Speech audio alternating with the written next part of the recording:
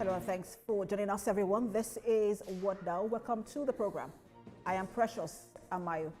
Let's begin in Asia, where Japan's ruling Liberal Democratic Party, a Democrat Party, LDP, led by Prime Minister Sanae Takaichi, has won Japan's snap election, which held on Sunday. Public broadcaster NHK projected the LDP-led coalition to win 352 of 465 seats, with the LDP alone securing a strong majority.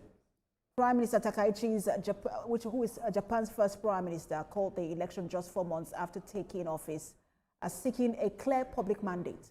Her gamble appears to have paid off, reversing losses suffered by her predecessors amid corruption scandals and rising living costs. The result gives Takaichi broad power to advance her conservative agenda, including high defense spending and possible constitutional change. While supporters credit her populist messaging and strong social media presence for energizing voters, critics warn her spending promises could strain Japan's already high public debt.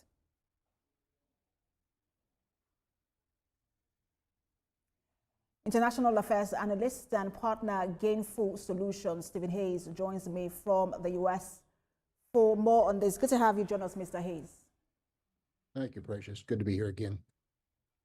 So the victory comes just, or this victory comes just after 4 months, or 4 months after Prime Minister Takaichi called for a snap election, and many analysts have thought that it was a big gamble for her party. But it looks like she has now secured the public mandate. Do you think? Well, she has a super majority, and so she does certainly have a big public mandate. I think it's the largest one in Japanese electoral history. So she is in a very, very strong position now.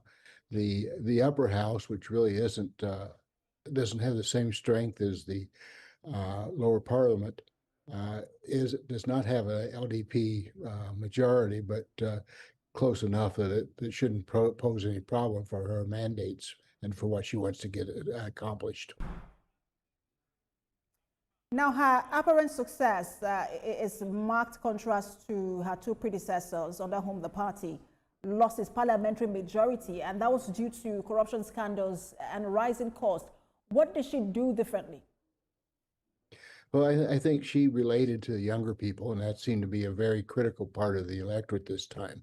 The young and the middle class went especially in her favor as opposed to the past. I think the younger voters were disappointed, I should say, in the corruption, was disgusted perhaps, and I think that she has made a much larger appeal to that. I think Japan is looking like a lot of countries right now in this era was looking for a different approach, and I think that particularly in a patriarchal society like Japan, having a woman as prime minister was not only a first, but very, very different from the cultural pattern. So I think that they're looking for something different as well. I think that played very much in her favor. She certainly took the female vote as well. And let's talk about that different approach as we look at some of her policies or her projected policy proposals.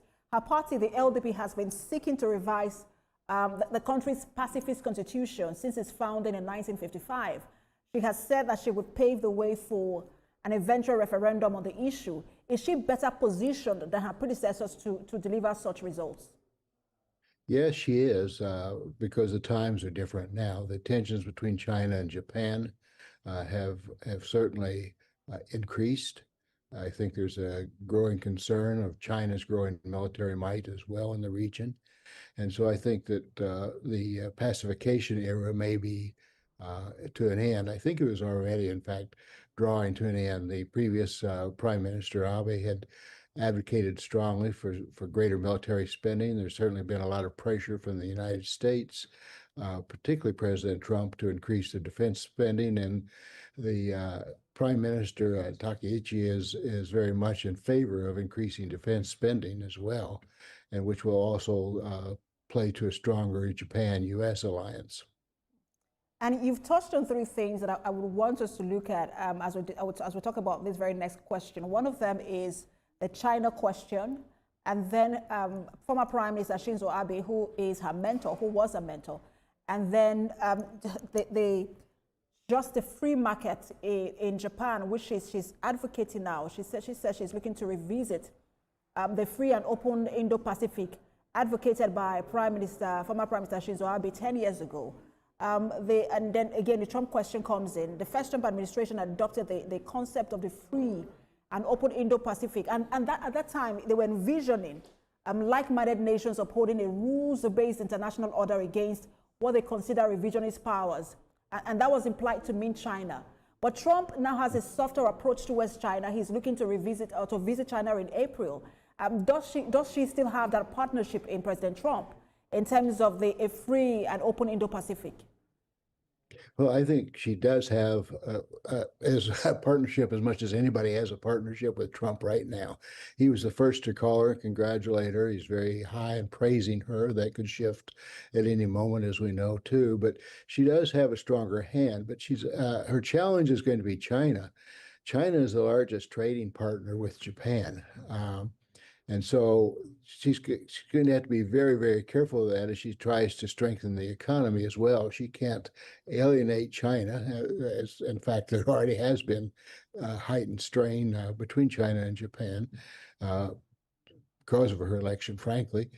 And so that's going to be really a difficult one to play. In terms of free market, that's going to be very, very different for Japan. We all like to think that the Western economies or Japan have free market economies. They're really somewhat free. They've been controlled heavily in Japan. So to open up the markets more is going to be a risk. I think it's why the stock markets, one of the reasons the stock market has gone up, but it's also going to be a risk and put pressure on various sectors of the Japan economy. And what other areas is she likely to have a brush off with China? I know the Taiwan question is there as well. Well, she opened the door, the Taiwan question, by simply saying that Japan will defend Taiwan.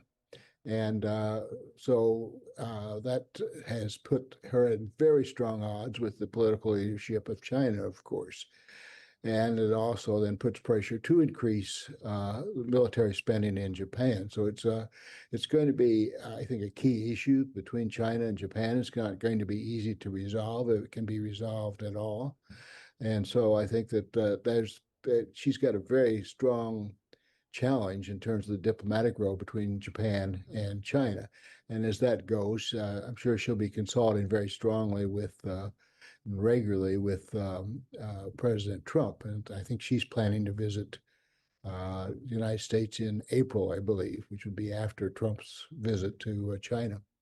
And we're seeing, I mean, Japan's politics has now tilted towards the far right. I was seeing the rise in populist ideals and populism, not just in Japan, but around the world as well.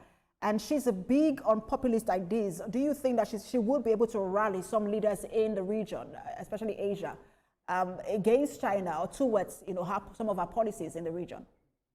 Well, economics will play a strong role, and Japan's role in the region economically, I think, will help her. Japan has swung to the right, and interestingly, it's on the immigration issue and the amount of foreigners in Japan, which is stunningly small, really, compared to the United States or Germany or Western Europe. There's only total foreign residents is only 3% of the population of Japan, compared to 14% in the United States. But that's an enormous number for Japan, given that it's one of the most, if not the most, homogenous society in the world. So the immigration issue is a major issue in Japan that she's going to have to address.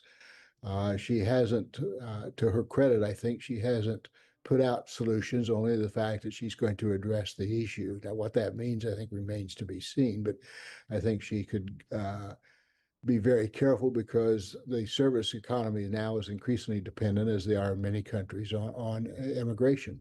So that's going to be a major challenge and a politically volatile issue in Japan.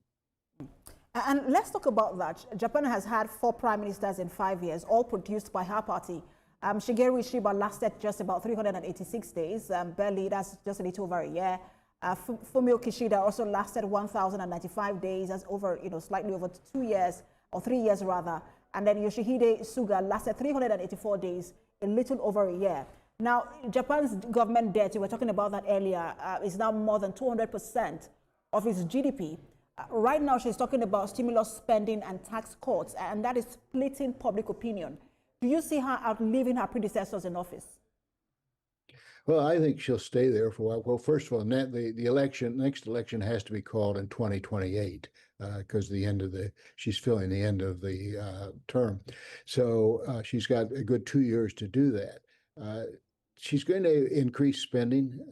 She's stated that is going to probably put stronger inflationary pressures on the economy, which has been a problem because spending and the cost of food, even in Japan, I should say in Japan as well as other countries, is becoming a major issue, as well as housing. So it's going to be a very tight rope for her to walk. But to question, do I think she'll stay much longer? I do, given the enormous majority of the supermajority that she was able to get. As long as there's no corruption scandals, as is in the past, I think she's going to have a very solid 2 years until the next election, and will be in a strong position to continue.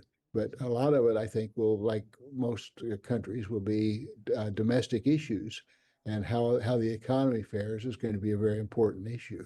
But the China question, I think, looms very large to the side.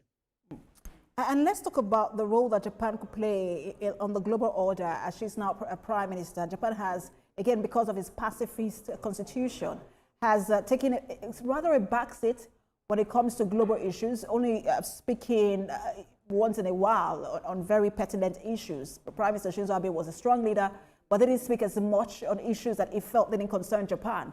I'm wondering if you see her taking a place as what pushes for a multipolar world. I think she has to. Japan's the fourth largest economy in the world. It's the second largest in Asia. I think the growing concern on China's dominance or potential dominance is a concern to many countries. And the stability of the U.S. leadership has been in question throughout the last year or two. So I think that there's going to have to be a linchpin in Asia, particularly, and that has to be Japan. There's no other choice to that. So I think Japan will emerge in a stronger role than it has played of late. I think its defense spending will be increasing, and again, I think that's going to create regional tensions that are going to have to be managed very carefully. And like it or not, the United States, particularly President Trump, needs a partner in Asia, and there is no other real partner for him except Japan right now. Certainly, he's going to. Well, there's nothing certain with the president, but he is talking about lowering the tensions between U.S. and China, and perhaps he will. But again, the Japan relationship is going to be very critical. So I think, to answer your question, yes, she's going to play a stronger role by necessity, if not willingly. All right, thank you so much. Always a pleasure to have you on. We'll see how she navigates the current global order. Partner Gameful Solution and International Affairs Analyst Stephen Hayes, thank you. Thank you, and always an honor. Thank you. All right, we'll take a break now, and when Wardner returns, we'll turn attention to Africa and the influence of world powers. Stay with us.